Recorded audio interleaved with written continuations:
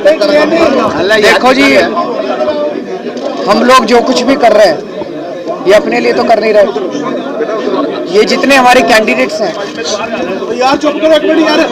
ये वो लोग हैं, फुल्का साहब है 30 साल से सिखों को का जो कत्लेआम हुआ था उसको न्याय दिलाने के लिए लड़ रहे हैं। डॉक्टर दलजीत है यहाँ के सबसे बड़े डॉक्टर है। ये सब लोग क्यों आए राजनीति में? कभी जिंदगी में भी नहीं सोचा था राजनीति करेंगे। इन सब लोगों को राजनीति में इसलिए आना पड़ा क्योंकि राजनीति इतनी गंदी हो चुकी है। अब चुप नहीं बैठ सकता इस देश का आम आदमी। अगर अब चुप बैठेंगे तो हमारे बच्चों का भविष्य खत्म हो जाएगा, देश नहीं बचेगा। तो सच्चाई की लड़ाई लड़ने के लिए आए हैं और इतिहास गवाह है और हमारे सारे ग्रंथ भी कहते हैं कि अंत में सच्चाई की जीत तो होती है। तो जीतेंगे, सब लोग जीतेंगे। के लिए आपने 59 दिन के अंदर वहां से पद छोड़ा, इस्तीफा दिया और इसी को लेकर लोग कांग्रेस और भाजपा ने एक आपका नारा पकड़ लिया, भगोड़ा भगोड़ा भगोड़ा। इस बारे में आप क्या कहना चाहते हैं?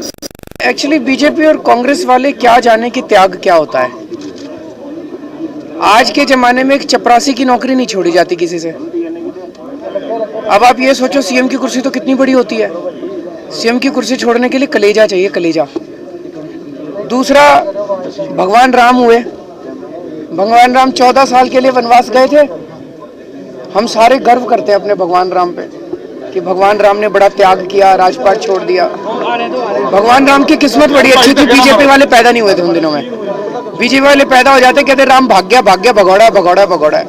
इन बीजेपी और कांग्रेस वालों को तो आदत पड़ी हुई है कि चाहे जितना देश को लूटो, जो कुछ करो, कुर्सी नहीं छोड़नी, कुर्सी से चिपके रहना है। असूलों पे छोड़ी थी कुर्सी। दोबारा चुनाव होंगे, भाग के कहाँ गया? अब यहीं तो खड़ा हूं मैं, कहीं भाग के थोड़ी गया। असूलों पे छोड़ी थी। दोबारा चुनाव होंगे, दोबारा लड़ेंगे। इस बार 50 सीट आएंगी।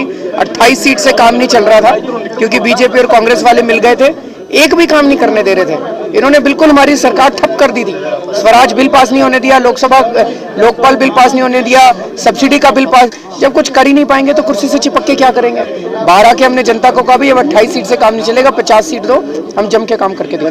बनारस जा रहे हैं लड़ने के लिए, मुख्तार अंसारी ने कल नामांकन वापस लिया है। आपके लिए इससे कुछ मिलेगा? कैसे देखते हैं उनका नामांकन वापस होना? देखिए, इस टाइम देश में नरेंद्र मोदी जी को और राहुल गांधी जी को दोनों को हराना जरूरी है।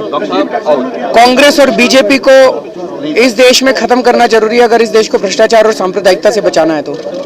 इसीलिए जरूरी है कि जितनी ताकतें हैं इन दोनों को हराने के लिए सारी ताकतें दम लगाएं।